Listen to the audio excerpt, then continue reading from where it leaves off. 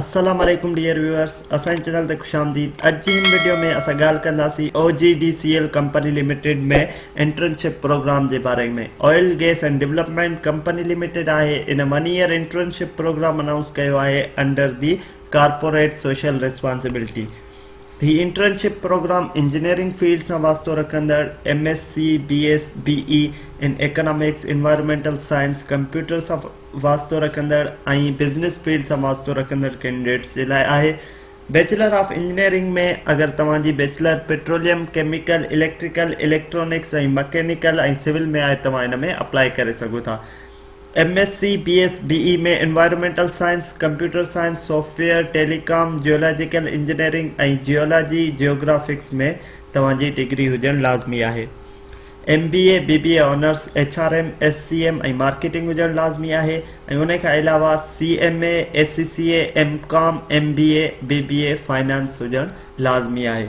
इन में पूरे पाकिस्तान मां कैंडिडेट्स अप्लाई करे सघनि था। हर सूबे जी अलॻि कोटा आहे। 46 सीट आहिनि इंजीनियरिंग फील्ड वारनि जे लाइ ऐं आज़ाद जम्मू कश्मीर फाटा गिलगित बल्तिस्तान जे लाइ 16 ऐं 15 सीटूं आहिनि ऐं इहे टोटल 203 सीट्स आहिनि। इन में जेका एज जी लिमिट रखी वई आहे उहा 3 साल आहे।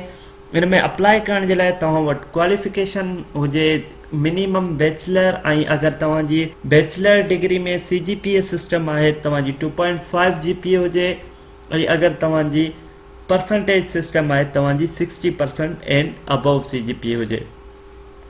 इन में अप्लाई करण जी जेका लास्ट डेट आहे उहा 10 फरवरी 2023 आहे।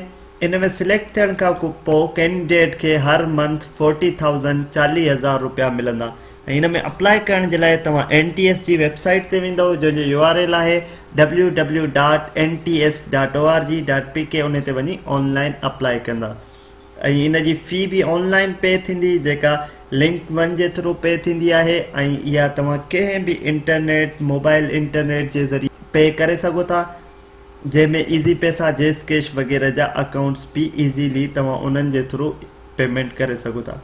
उमेद था कयूं तव्हांखे इंफॉर्मेशन मिली वई हूंदी OGDCL कंपनी में इंटर्नशिप जे बारे में। मज़ीद अहिड़ियुनि इंफॉर्मेटिव वीडियोज़ जे लाइ असांजे चैनल खे लाइक कयो, सब्सक्राइब कयो त जीअं असांजी ईंदड़ हर नई वीडियो मां ताईं पहुची सघे। अल्लाह हाफ़िज़।